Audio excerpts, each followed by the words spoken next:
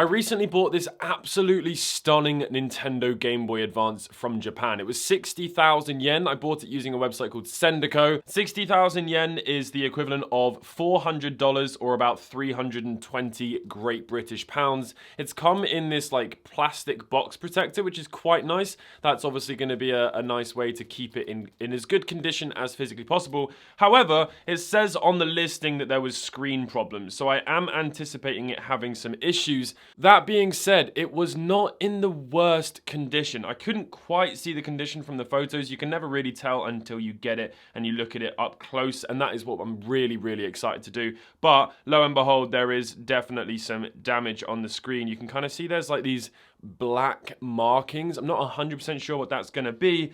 Regardless, we are going to fix it. I have a brand new screen here, and these sorts of repairs are really simple for people to do. Okay, we are in. Let's remove it. And as I mentioned, it's in that plastic box protector, which just makes it look so lovely. Let's take that out. Oh yeah, look at this. This is the stuff. This is the stuff. I went through a phase of modding like all of my Game Boys, and now I just like playing an unmodded Game Boy, original, you know, that sort of OG retro feel. It's just absolutely brilliant. You can't get that from the emulators, really. I want to have it be as analog, if you will, as possible, you know, as original. So let's take the inside of it out. This is just astonishingly beautiful. I would say it maybe looks like it's faded a little bit. Can you see how yellow Pikachu is down here? And it just looks as though it might have faded a little bit. Potentially not, though. That might just be its design. Anyway, let's remove it all from the inside, and let's see what it actually came with. Oh, there's another little thing in here. Let's take that out. Okay, that is everything. So, we have this little piece of paper. Let's see what that says.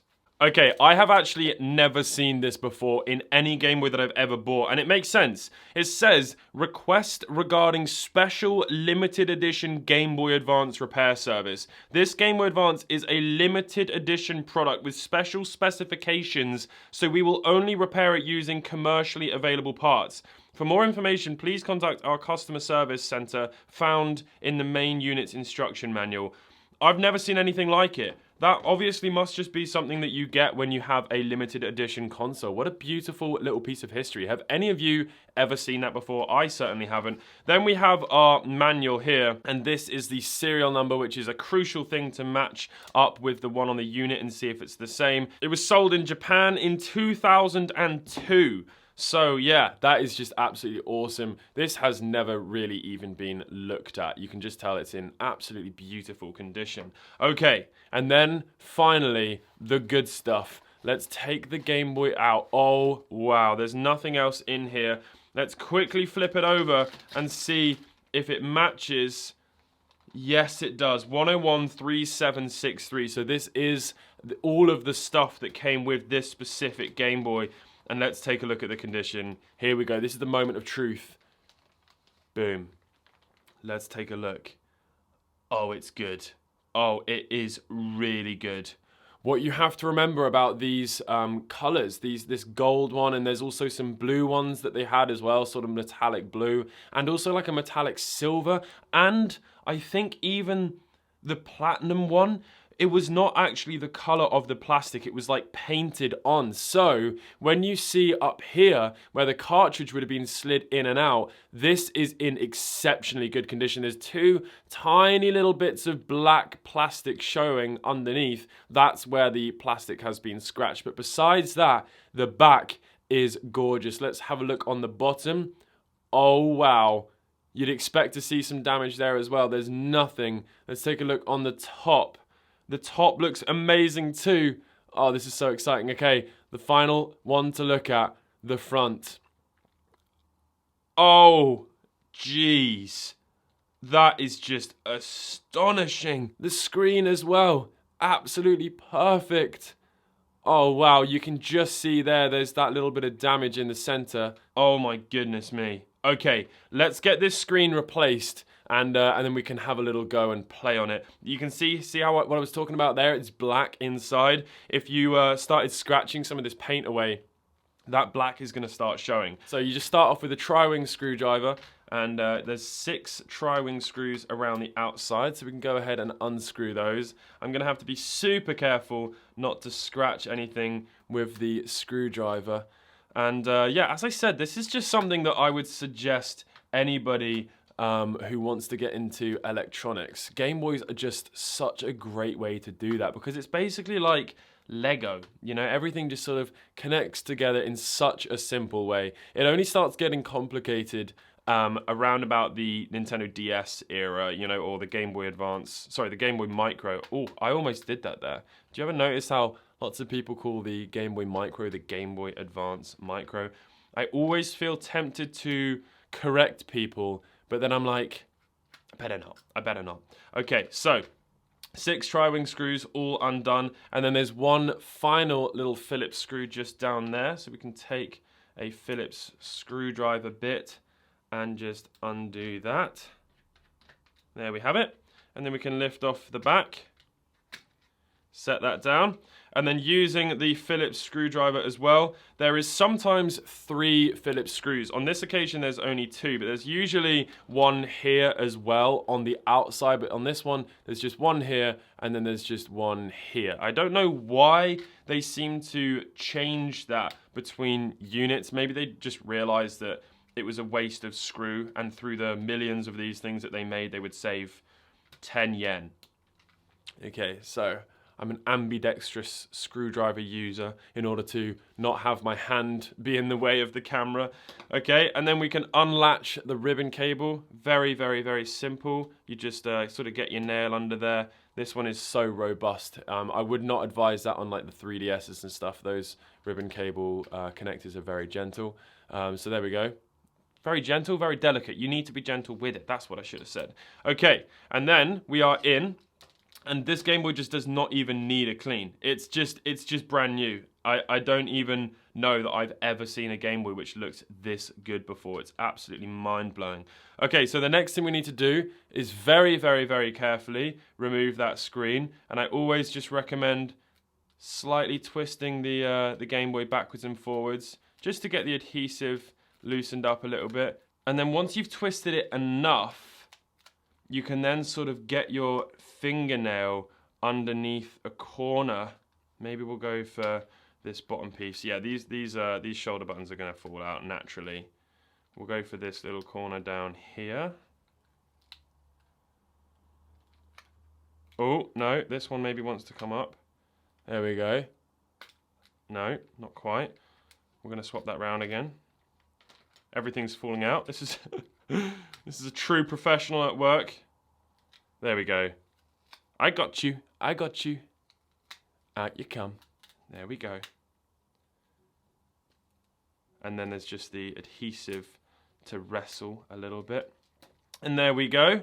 That is it all out, and that adhesive is still in there and correctly aligned, more or less. We'll just pull that down a little bit, just to make sure that it's not showing when the new screen goes back in.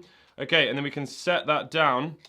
I'm going to put all of the buttons back in because they've all fallen out, which is to be expected. I hope you've all been enjoying my second channel content recently. It's just a lot more laid back. I know that it's not perhaps as exciting, but I'm really just in a bit of a mood to just make relaxing, straightforward videos on my second channel, which is what I've really been wanting to do with this channel for a while, but I've just been very busy with other things in my life. Like recently I've been trying to get my motorbike license, and that has just been an absolute nightmare. I failed my test twice. The first time I failed it was on forgetting to cancel my indicator, and then the second time I was in the wrong lane on a roundabout, which is just miserable. And it's £200 per go. £200 per go to do that.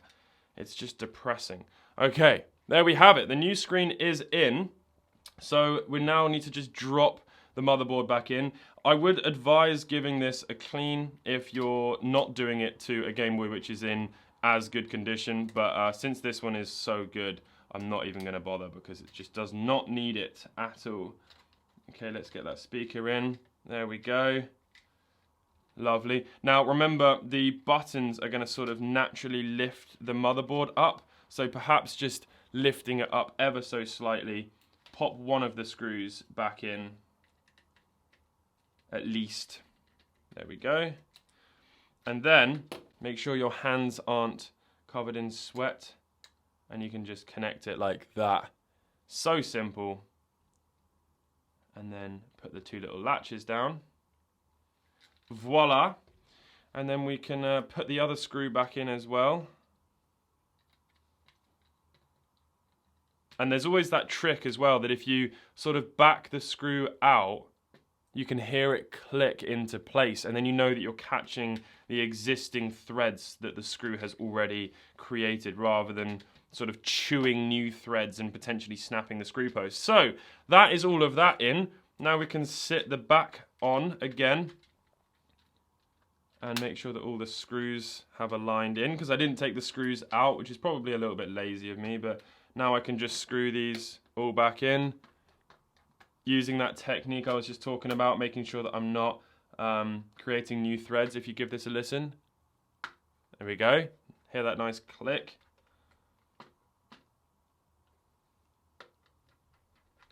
It's so satisfying.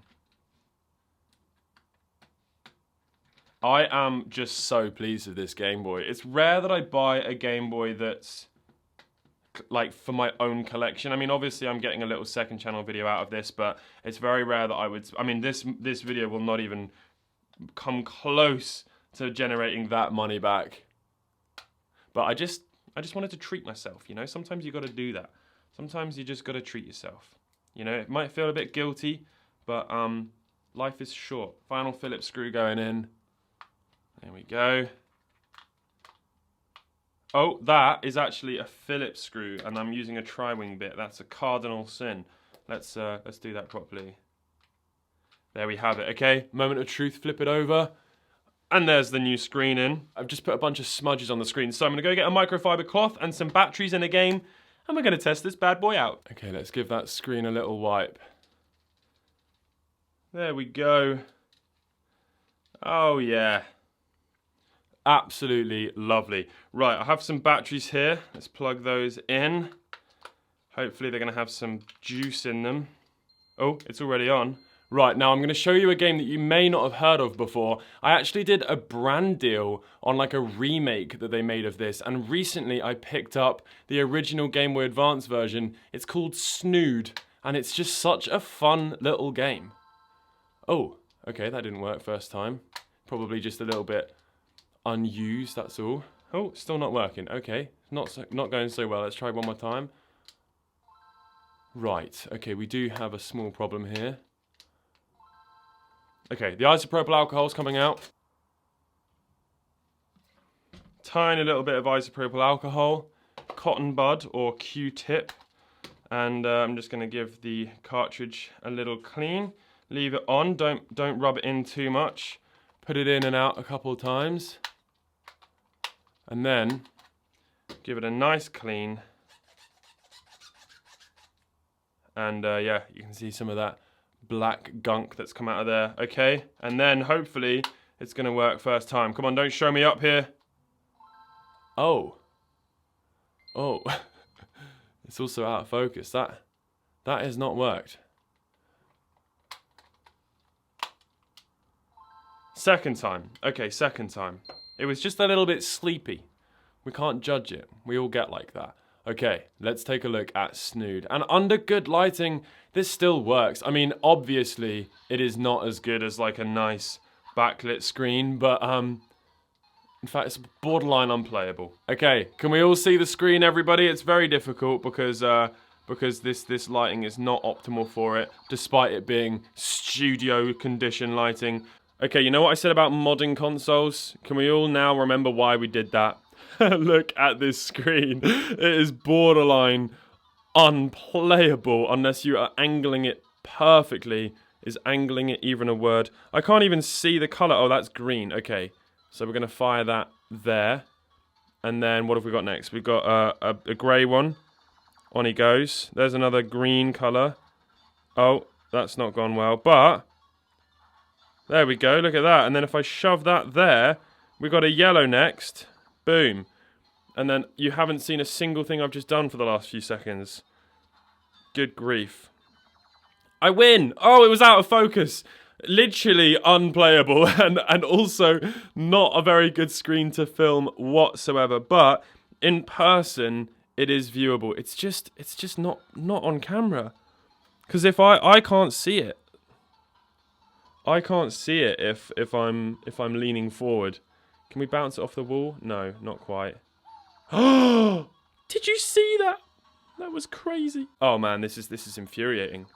You literally cannot see the screen. Well, anyway, that's Snood, and that is the Pokémon Game Boy Advance. It's absolutely stunning. So there we have it. I hope you have all enjoyed this little video. What a beautiful piece of history that I shall take very, very, very great care of and hopefully preserve it for many years to come. What a lovely thing. An absolute treat to play and unfortunately impossible to film. But besides that, I had a great time.